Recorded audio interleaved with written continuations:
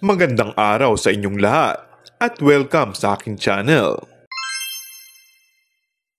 Ipinagluluksa ng Philippine showbiz industry ang pagkawala ng premyadong aktres sa si Jacqueline Jose o Mary Jane Gac sa tunay na buhay. Linggo ng gabi nang kumalat ang balita na natagpuan sa kanyang bahay sa isang village sa Quezon City ang mga labi ni Jacqueline. Atake di umano ang dahilan ng pagpano ni Jacqueline ayon na rin sa anak niyang si Heidi Eigenman.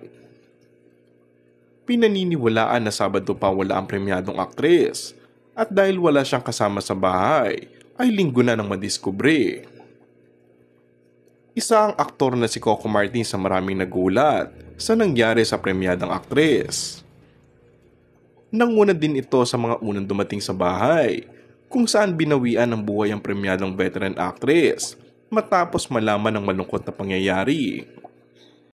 Base sa impormasyon, nakita ng ilang taong nasa scene na dumating si Coco.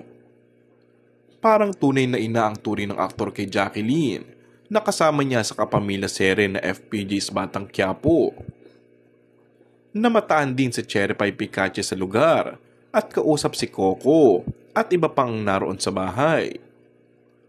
Ayon kay Coco, nakakalungkot, nakakagulat. Kailan lang kasama namin siya sa set? Marami pa sanang mangyayari. Dagdag pa nito, si Miss Jackie ay parang ina ko na yan.